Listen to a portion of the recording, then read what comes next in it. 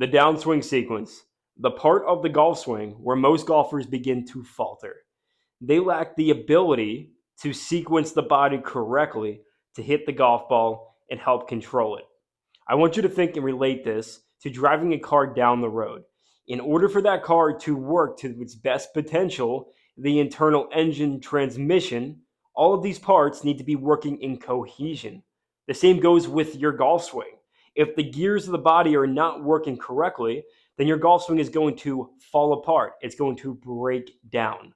So if you're on the golf course, you just cannot seem to be getting that consistency that you once had, then watch this video because I'm going to be giving you the same drill that Tiger Woods did with Butch Harmon back in 2000 that made him the best player in the world. And it is such a simple drill that you can do anywhere that's going to allow you to gain control of the swing that you once had. It is called the pause drill. Before I give you this drill, we need to talk about what is actually happening in the downswing and what do I see from normal people that causes their golf swings to break down.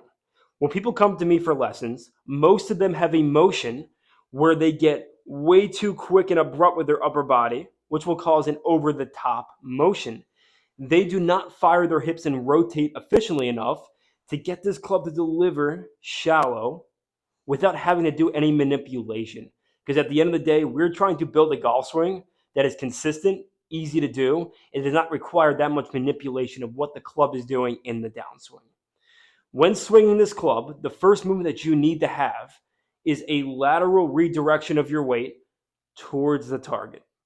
When this weight begins to shift, we need to allow the lower body, the hip, to clear out of the way. Begin having that separation look that all tour players have.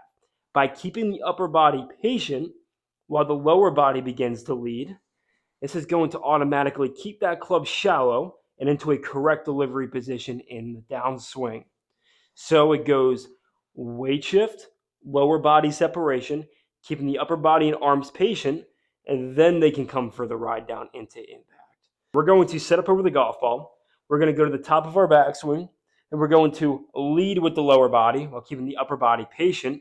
And then as the hips begin to continuously rotate open, the upper body and the arms are going to deliver down into the golf ball. If the gears work correctly, the golf swing should feel effortless. It should look like this. Another thing that I want to mention is if you do this drill correctly, you need to have balance and intention on where you are finishing.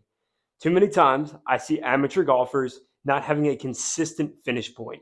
If you look at every single PGA Tour player on the range on a Thursday, Friday, Saturday, Sunday, or even on the golf course, they are finish balanced whether they're hitting a good shot or whether they're hitting a bad shot.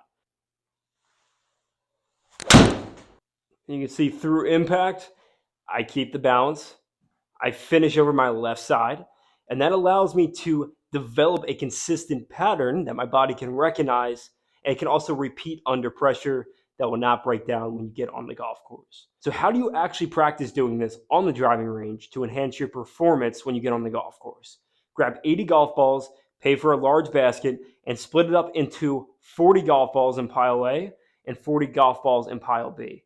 Pile A is designated to you doing your full swing, just taking motions and trying to feel what you're going to do in pile B, which is your pause reps. So you're going to go every other golf ball. You're going to go A, B, A, B, A, B between a full swing and a pause rep. By taking breaks and actually switching up your practice, this is going to help your body comprehend the motion in a better manner. And when you're doing these pause reps, you don't have to swing 100%. When we are changing our golf swing, the most important advice I've ever gotten is you need to start swing changes with slow, but also having an intention behind what you are doing.